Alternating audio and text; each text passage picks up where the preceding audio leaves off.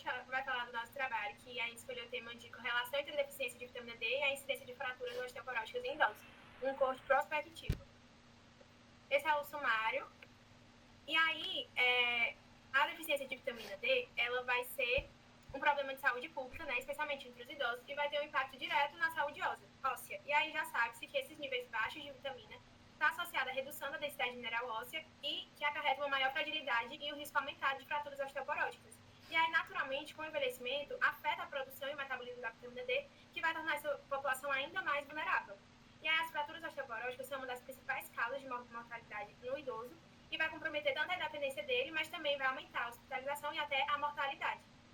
E aí, a deficiência de vitamina D é vista como um principal fator de risco modificável para essas fraturas, e aí passível, então, de ser prevenido com uma suplementação adequada, mudança de estilo de vida e acompanhamento clínico.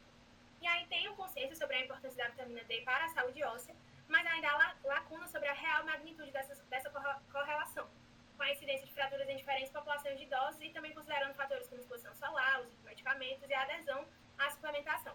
E aí a proposta dessa pesquisa longitudinal é justamente aprofundar esse entendimento, analisando a correlação ao longo do tempo e considerando múltiplos fatores. E aí as variáveis que a gente escolheu, no caso, foi o nível sérico de vitamina D, idade, sexo, IMC, densidade mineral óssea, o histórico de fraturas, o local dessas fraturas, o número de fraturas, o histórico familiar de osteoporose, o uso de corticoides, a prática de atividade física, a exposição solar e o uso, a dose e o tempo de suplementação da vitamina D. E aí o nosso estudo partiu da seguinte pergunta, que é qual a relação entre níveis de séricos de vitamina D e o risco de fraturas osteoporóticas em idosos.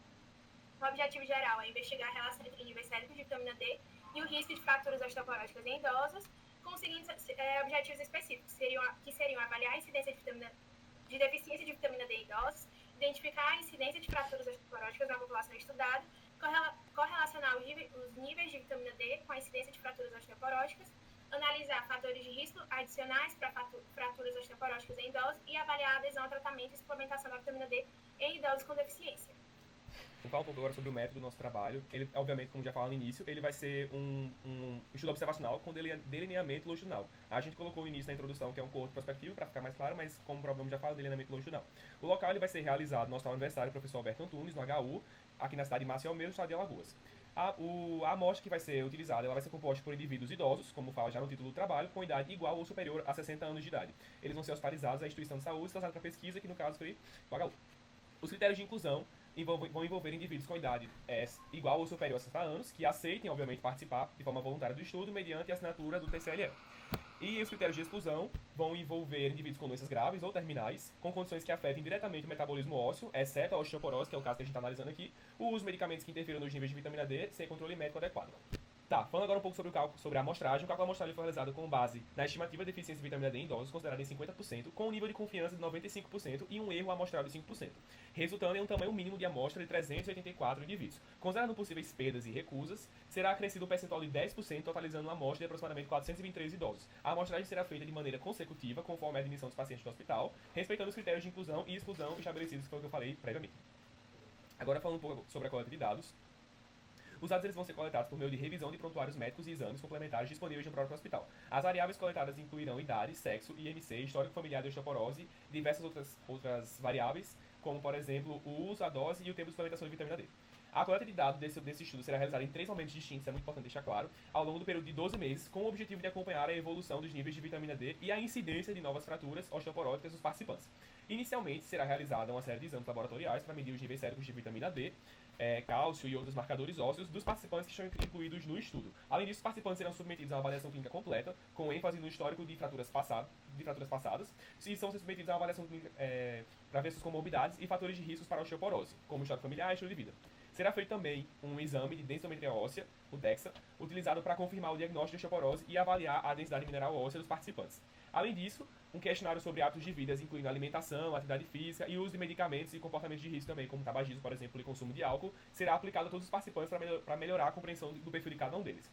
Após 6 meses, será realizada uma nova coleta de dados com a finalidade de monitorar os níveis de vitamina D e outros marcadores relacionados à saúde óssea. Aí, nessa fase, vai ser reavaliado o histórico de fraturas e as alterações nas condições clínicas dos participantes. A avaliação da adesão ao tratamento proposto e a análise de possíveis mudanças nos hábitos de vida também devem ser feitas, né, por meio de entrevistas clínicas, e a coleta dos dados será novamente complementada com exames laboratoriais para que a gente possa fazer um monitoramento de possíveis variações que vão ser analisadas em relação aos níveis de vitamina D e outros parâmetros também que sejam considerados relevantes para o estudo.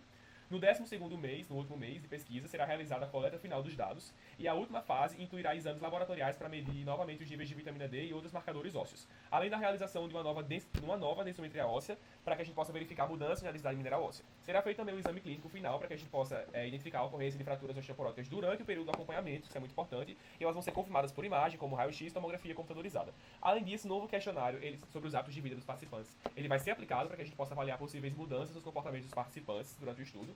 E todo esse processo que eu citei, ele vai ser acompanhado por toda uma equipe multidisciplinar, mas ele vai ser centralizado na monitorização com o endocrinologista, que vai ser o profissional chave nesse estudo. Cabe estar também que o processo será realizado de acordo com as normas éticas e de confidencialidade, garantindo que os dados dos participantes eles sejam mantidos em sigilo e eles sejam utilizados exclusivamente para os fins do estudo, e não sejam expostos nem nada. Em relação ao termo de consentimento livre esclarecido, ele é um estudo, nosso estudo é um estudo que vai ser submetido ao Comitê de Ética de Pesquisa da UFAL, respeitando os princípios éticos por essa resolução que está aí, a 466 de 2012, e todos os participantes eles vão ser informados sobre os objetivos do estudo, sobre a necessidade da sua voluntariedade da participação e também sobre o sigilo das suas informações. Esse é o método estatístico, que ele vai ser usado após a realização da sua coleta, eles serão organizados e analisados com o auxílio do software SPSS, e a análise descritiva será realizada por meio de frequências absolutas e relativas para as variáveis categóricas. E aí, no final de tudo, as correlações entre as variáveis contínuas, que foram mencionadas acima, elas serão avaliadas por meio do coeficiente de correlação de Pearson ou Spearman, de acordo com a distribuição dos dados.